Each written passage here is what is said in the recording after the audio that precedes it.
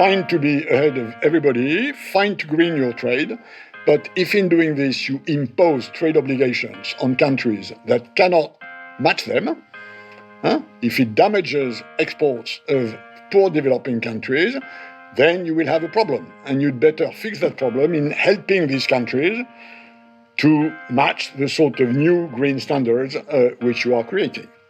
The global energy transition is unfolding in an increasingly fragmented world. The recent popularity of green industrial policy risks erecting new barriers to international trade. These policies, intended to bolster domestic clean energy industries, are further inflaming trade tensions and risk fracturing global markets.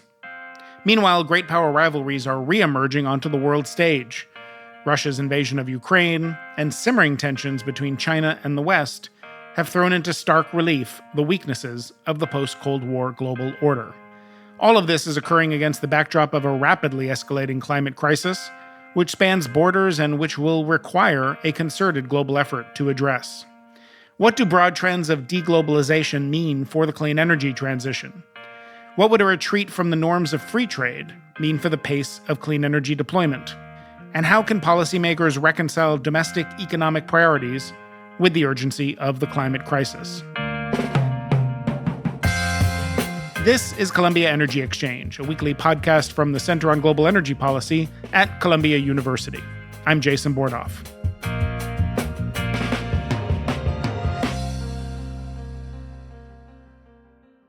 Today on the show, Pascal Lamy.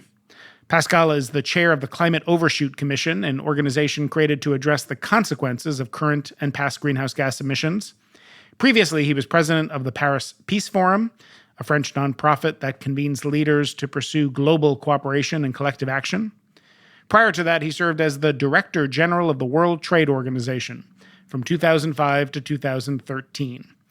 He's also served in a variety of roles at Credit Lyonnais, the European Commission, and the French government. Pascal joined me to discuss the role of international trade in meeting climate goals. We also discussed the impact of the Inflation Reduction Act, carbon border adjustments, and the future of the WTO. I hope you enjoy the conversation. Pascal Lamy, thank you so much for making time to join us on Columbia Energy Exchange. It's wonderful to see you again. Good to be sort of back with you, Jason.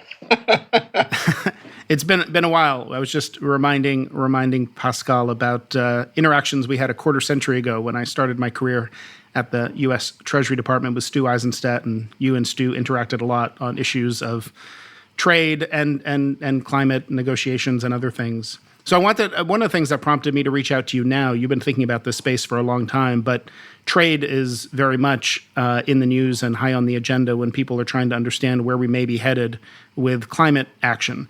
There was obviously a backlash from some of our trading partners in Europe to the Inflation Reduction Act. You wrote a piece in March that caught my attention about why the IRA was nothing surprising and was just the latest in a 15-year trend toward protectionism in the United States with both political parties. Can you talk a little bit about what you mean by that? Well, the reason I wrote this piece was that quite a lot of people in Europe were sort of shocked at the IRA adoption by Congress, and notably by the incredibly high amounts of money this implies. And the view was, the US are turning Chinese. They're starting to subsidize their industry big way. And this is forbidden by WTO rules. I mean, you can't do that. That was the reaction in Europe. And with this piece, I tried to explain that they shouldn't be surprised that as far as I'm concerned, and of course I could never say that publicly when I was DG of the World Trade Organization, but I've seen the US moving from a consensus that trade opening is the right way to go, although you have to make sure with trade assistance programs that the social impact is sort of cushioned, to the other way around. If you listen to Catherine Tai, globalization is a terrible thing. and we should. Our U.S. trade representative, just for everyone listening. Yeah. Half the time. And you should make sure that the US now get things right. And getting things right is US economy first. And this is, in my view, the result of a series of long-term factors. One big one, and I'm speaking here as a European, which is that overall, the US welfare system, as compared to the GDP per head, is relatively thin, and that while it is absolutely true that trade opening reshuffles a lot of production systems, which is, by the way, why it is efficient, trade opening is efficient and painful. It's efficient because it's painful, and it's painful because it's efficient. But if the social security system is thin, then you get a normal reaction from workers, which is why we have less of that in Europe. So that's one of the big factors, and it's structural. The US will not become European welfare-wise anytime soon, because this is in the US ideology and culture that everybody has a chance, so you take it, great for you. You don't take it, too bad.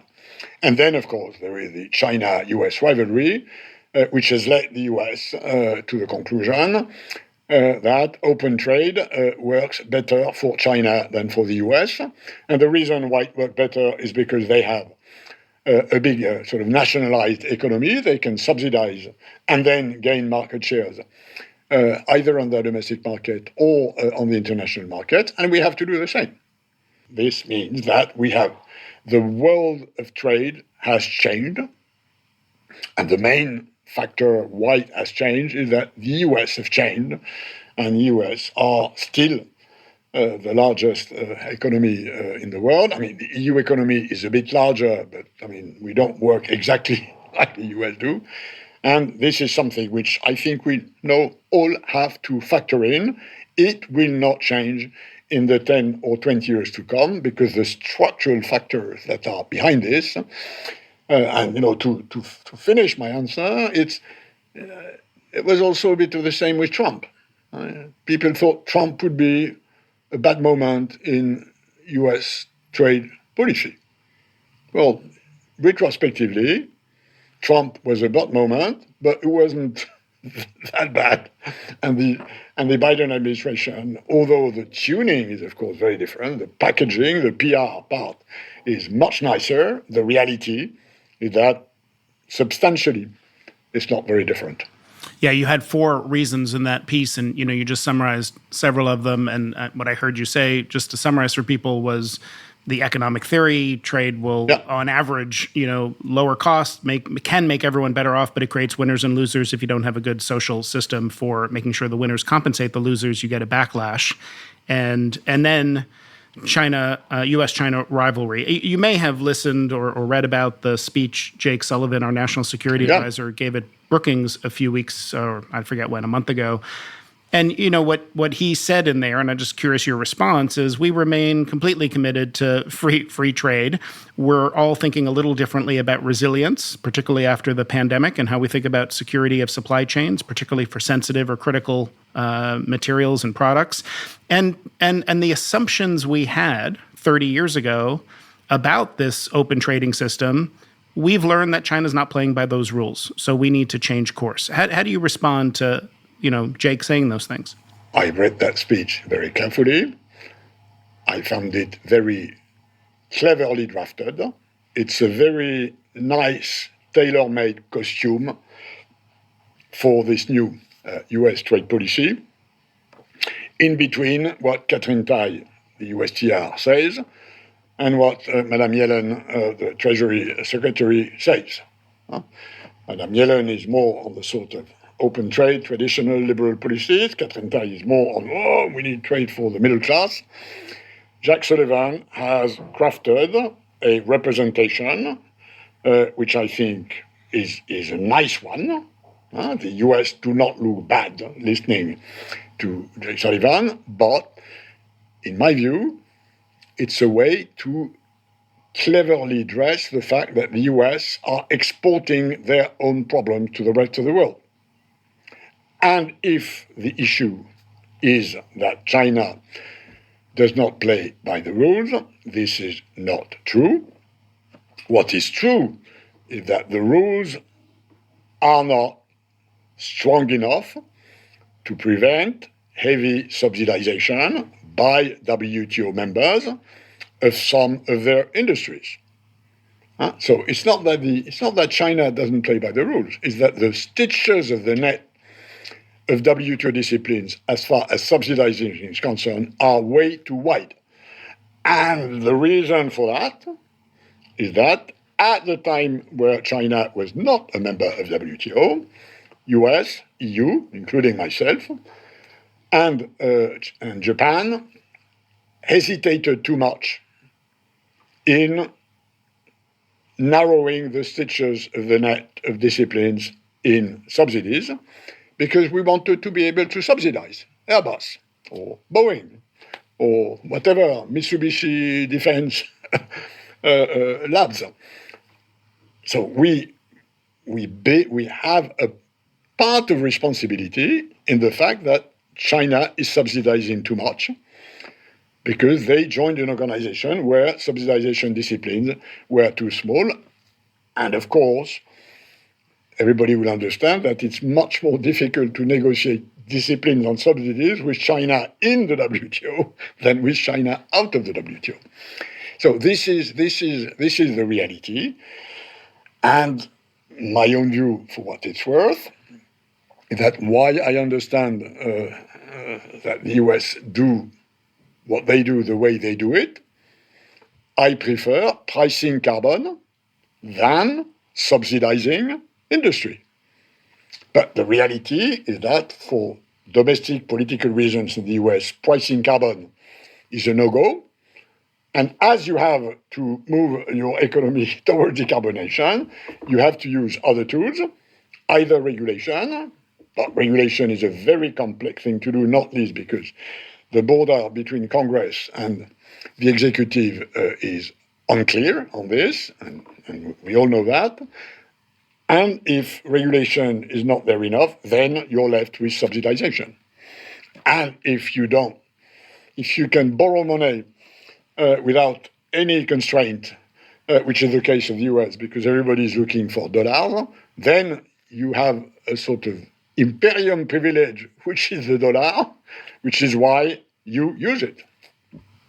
And just to make sure, I'm curious your thoughts on the Inflation Reduction Act. And I think there's, in the way I think about it, two components. There are very large subsidies, as you said, not a carbon price, but we're just going to put as much money as we can toward expanding the use of clean energy. And some, not all, but some, if you want those subsidies, those tax credits, you need domestic aspects to your supply chain, or maybe, friends and partners aspects to your supply chain. We've seen a backlash to both. Indian leaders are in D.C. this week, and they're saying it is protectionist to just throw this much money at clean energy because you'll attract investment away from India. And other people would say, look, if we have a climate crisis, it's a good thing to put a lot of money. What are we supposed to spend less money subsidizing clean energy? The second piece is the protectionist element, where if you want those subsidies, it's got to be done in the USA. How do you think about both of those? Are they both problematic, or are they consistent with trade law? If you're allowing different people from different parts of the world to access those subsidies, is it problematic as a matter of good policy or trade law to significantly and dramatically expand subsidies for clean energy? They are both linked, Jason. The reason why we Europeans or the Indians fear that this will be about relocalizing in US things which are delocalized from where we are is because of the local content requirement that the IRA contains in order to get the subsidies. The moment you say, I will only subsidize things which are produced in my country, then you attract inevitably investment, and this investment would have taken place elsewhere. So it's the same, two sides of the same coin, and this is forbidden by WTO rules. Local content requirements are forbidden by WTO rules, which the US have subscribed, And there's, by the way, on top of the text of the disciplines on subsidies, and this is one area where there are disciplines on subsidies, there's the normal development with case law for the last 20 or 25 years. So I can understand why the Indians complain, why the Brazilians complain, why the Indonesians will complain, because assuming we go into this subsidy race, US, EU, China can afford that. We are rich enough. We can borrow at relatively low price. This is not the case of India or Brazil or Indonesia. Emerging countries will, in my view, be the main victims of a subsidy race. And when we think about a subsidy race, and again, the urgency of climate, you may have read Paul Krugman in one of his recent New York Times columns say, existential crisis, need to move fast. The Inflation Reduction Act is this historic achievement. And it's imperfect, but I think his phrase was, do we want to look back and say, well, we cooked the planet, but at least we preserved the rules of the WTO? How do you respond to a view like that? Yeah, maybe it's not ideal from a trade standpoint, but climate is such an important priority that if that's the price we pay, so be it. Yeah, but why is climate so important? And I now spend 2/3 of my time on climate because I'm old enough to know that this is the most urgent thing for coming generation, and I have to use the time I have left to try and do my best to bring my little stone to fix it. Why do we want to fix climate? Because the consequences of global warming are terrible for people. But if removing production capacities from India to put them in the US is also terrible for people. No, at the end of the day, what matters is people. Of course, climate matters. Of course, nature and the earth matters. But at the end of the day, this is about protecting people from damage, from poverty, from underdevelopment. And if the good intentions of decarbonizing the US, at last, after many years of hesitation and procrastination, and at a time where the US are still emitting carbon in proportions which are totally uncomparable to India. I mean, the US are probably today around 13, 14 tons per habitant. India is less than 5. So the first thing the US should do for climate is lower their emissions. They should have done that for a long time. They haven't done it because the fossil fuel industry has a huge political power in the US. India is a different construct. So I understand Paul's point, but this is not fair. This is not fair because at the end of the day, it will be detrimental to the part of this planet who still needs quicker, faster development for education, for kids, for women's rights, which are things which the US have. So I don't buy the argument. I think it's unfair. And the reason why, by the way, we have international disciplines in a number of areas, and notably trade, which can be the law of the jungle, is that there is a fairness dimension which is missing in the US climate sort of toolbox. And I've just written on the EU side with the Brussels Institut Jacques Delors a piece that says to the EU, be careful. In greening, fine to be ahead of everybody, fine to green your trade, but if in doing this you impose trade obligations on countries that cannot match them, if it damages exports of poor developing countries, then you will have a problem. And you'd better fix that problem in helping these countries to match the sort of new green standards which you are creating. So the fairness issue cannot be taken out, especially in a world where, I mean, 2/3 of humanity has no responsibility for the huge stock of carbon which is up there. We are the ones responsible. You talked about how a carbon price would be your preferred approach, and obviously that's an important part of the approach taken by Europe, and Europe is now talking about complementing that with a carbon border adjustment mechanism. And so there are some who say the U.S. should be part of that club because we're taking historic climate action. And then there are others who would say, yeah, but you're not imposing a price on your industry, so it doesn't level the playing field if what we're worried about is partly our carbon-intensive industries. How do you see the conversations playing out in Europe about the carbon border adjustment mechanism, and is it inevitably going to lead to conflict with the U.S., or is there a way to harmonize what's happening here? That's a good question, which I've been discussing with a number of my U.S. friends, including Senator Whitehouse, who's one of the partisans of a CBAM on the US side. Right. The purpose of CBAM, the carbon border adjustment mechanism, which EU has adopted, is to avoid carbon leaks. We have a price of carbon which is €100 a ton. If it's €15 a ton in China, people will go and produce in China. And the result will not be carbon reduction emissions, but will be more emissions. So it makes sense.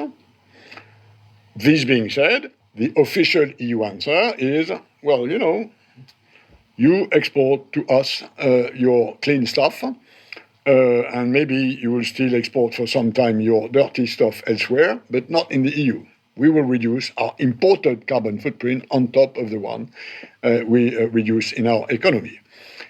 There is room for compromise.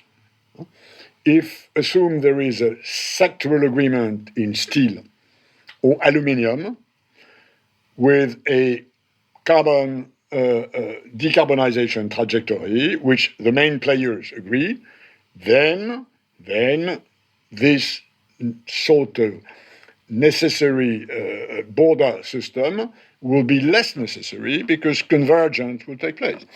I have proposed that the WTO should serve as a comparability forum of decarbonization measures, which are different because the Paris Agreement in 2015 said we all go to Rome, but whatever way we choose is the right one, which inevitably creates this sort of problem. There should be more trade governance. People should come to a table with, look, we are all free to decarbonize the way we want, but let's talk of how we do it and make what we do together, if possible, compatible, which then would reduce the risk of tensions. The EU did not do that before adopting the CBAM. The US did not do that before adopting IRA. I think it should be done differently. And your approach would reduce the risk of leakage because everybody would commit to a certain standard, say for steel or aluminum. But I don't know if it would reduce the concern about competitiveness. If you have carbon-intensive industries in Europe and they're paying a price and somewhere else the steel is being subsidized, does it address... No, you equalize. The carbon border adjustment, Jason, equalizes the price of the carbon footprint at the border. Got it. What do you think all of this means moving forward? You're talking about the world a lot as it should be. And I do think there's some reality to a world where, the rules of the WTO, the influence of the WTO, the consequences of violating those rules, tell me if you disagree, may not be viewed with the same seriousness that some took them 10 or 20 years ago or longer. What does that mean for the energy transition, for climate, for how this clean energy transition unfolds? And what does industrial policy, industrial strategy mean to you when you hear people using that term now? What does it mean from a trade standpoint? I'm French. My origin is French. So industrial policy has never been a bad word in my culture. Not because it always worked, but because we have this sort of statist, Colbertist tradition that, markets may sometimes not do things right, and we have to do it. So I'm familiar with that. I agree that I fundamentally agree that free markets will not suffice to decarbonize our economies in the proportions and with the speed we need. So we need public policies, public incentive, regulation, pricing, taxation, subsidies. No doubt about this. For me, by French standards, I'm a liberal. By world standards, I'm a classical social democrat in saying that. The problem is that if we do it messily, it's going to be more difficult. It's going to take more time. It's going to cost more money. It's going to be less efficient. So my point is that we need more coordination. Once we all agree we have to go to Rome and decarbonize by 2050, doing this in a more coordinated way will help doing it rather than the other way around. And you cannot deal with such a global issue, with such a formidable transformation, each on our own little vehicle. Yeah, that's kind of what I was getting at. The view you, I think, sometimes hear now that we're moving from a world of cooperation to competition, and it is the competition to win in these industries and build domestic industries that's going to drive us faster to a transition. And my question for you is whether there is an underbelly, a downside of losing some of the norms of free trade. And it sounds like you're saying that's going to raise the cost of getting there, maybe, this transition. Absolutely. My own sense, for what it's worth, and I recognize it's a bit idealistic, is that we need a table where development, finance, climate, and trade are discussed together by sovereigns that have the key to finance, at least public finance, regulation, climate, regulation, trade, and sort of development stance, and that this needs to be complemented by other stakeholders, civil society organizations, businesses, that can follow the sort of lead which is given by sovereigns on these 4 bits of this square. This is a bit of what we are trying with the Paris Peace Forum, for instance, which is engaging non-sovereigns into sovereign-led transformation. We need a bit of a better organization on this, but we need to connect these issues around the same table and with heads of state that roughly understand 4 of these, the 4 disciplines. And to achieve what you're talking about, is the WTO fit for purpose to kind of move in the way we need to move to deal with the climate crisis, or is it does it need to be reformed? Reforming the WTO has many senses. It basically has sort of two different clusters. One is reforming the rules of the WTO. Another one is reforming the process according to which the WTO legislates and administers the rules of international trade. Yes, I think the trade and climate nexus should be more vigorously dealt with within the World Trade Organization. But we're left with the finance and development, or with the climate and finance. So a part of that has to be with the WTO, because this is where the expertise between trade and environment is. But we need expertise on trade and climate. We need expertise on finance and climate. We need expertise on finance and development. And at the end of the day, it's the G20 table, which is probably the place where all these dots can be connected with the WTO, with the World Bank, with the UNEP and other international organizations which are in charge of these various issues. Let me ask you, in a few minutes we have left, about the commission you're chairing on climate overshoot. That seems to suggest it's time to acknowledge that targets like 1.5 degrees may simply not be possible anymore, and or we need to think about other ways to get there through CO2 removal and geoengineering and adaptation just to cope with the impacts. Talk about what you're doing in that commission and what motivated the creation of it. Yeah, this Climate Overshoot Commission was created by the Paris Peace Forum. I have the privilege to chair it. It's composed of old monkeys of my kind, silverbacks, with a few younger people, 8 from the south, 4 from the north, so that this climate issue is seen in the right proportions of who does climate change affect, and it affects, in my view, much more the southern part than the northern part because of where they are, because of their level of development, because of their technical capacities. And we are starting from the consideration that overshooting the 1.5 is now not certain. There is still hope that we won't get there, but increasingly likely. And by the way, this is what the IPCC says. As a consequence of that, we are relooking at the available options in mitigation, in adaptation, in carbon capture, and including in geoengineering, or more precisely solar radiation modification, in order to reassess the costs and benefits of each option, how they could be combined, and how they have to be improved.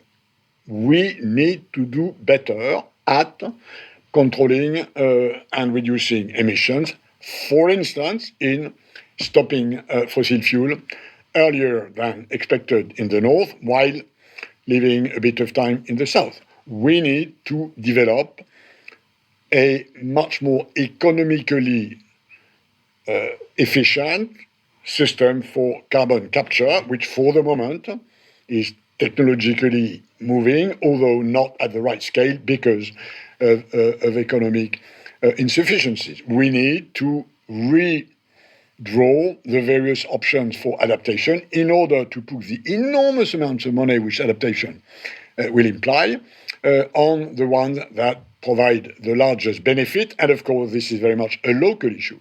We need to open the Pandora box of solar radiation modification in order to provide the necessary precautionary measures in case somebody would want to do that, propose the necessary governance system, propose where research should go rather than not go. So those are new things where we will, by September, table what I hope will be bold, new, mind-striking and conversation-provoking in order to accelerate the path, which we all know is too slow. It's one thing to say we're not there. It's another thing to try and build the next real steps we need to take. We're catching a few of the free minutes you have because it's a busy time in Paris with President Macron trying to bring leaders together to talk about the gaps between North and South, wealthy and poor, that you've highlighted in this podcast. Just give us a little sense of what you see happening in those conversations and whether any of the stuff you're talking about in that commission is getting teed up there, or whether anything productive is going to come out of it.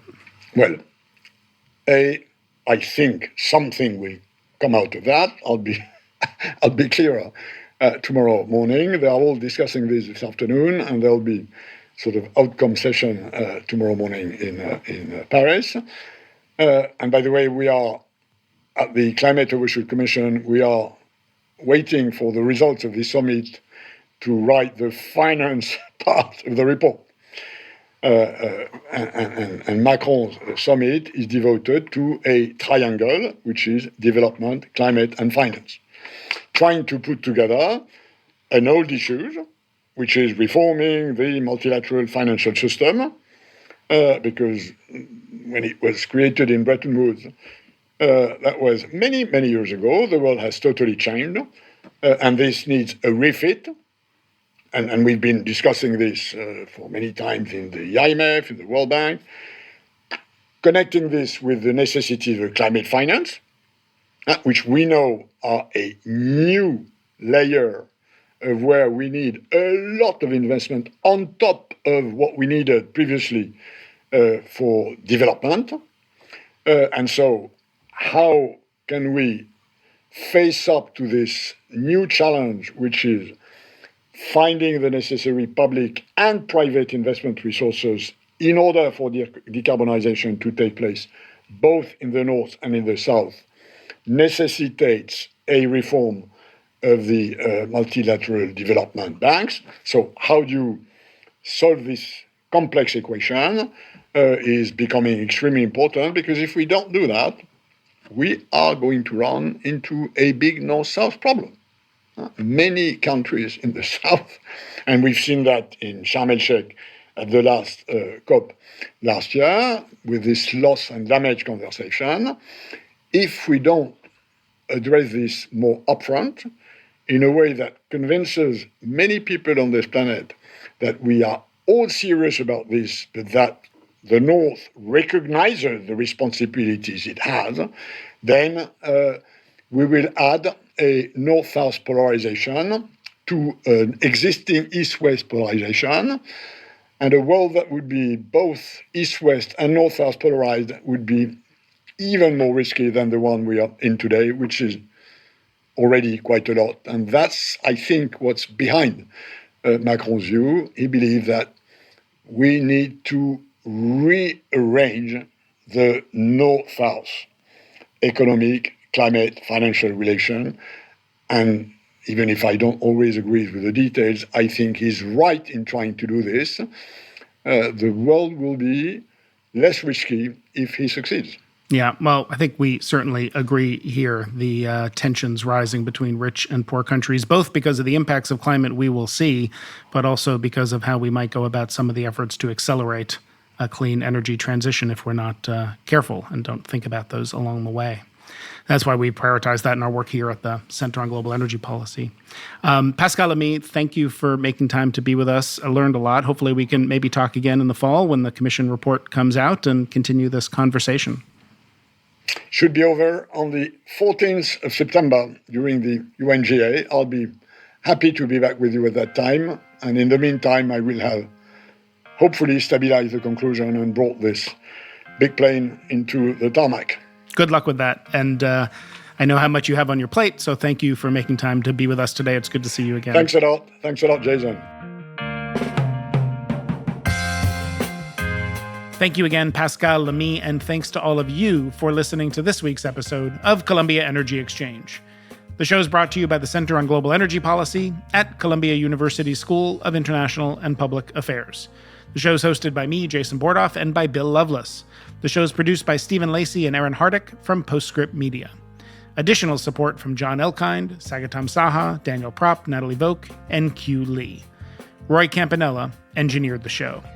For more information about the podcast or the Center on Global Energy Policy, please visit us online at energypolicy.columbia.edu or follow us on social media at Columbia U Energy.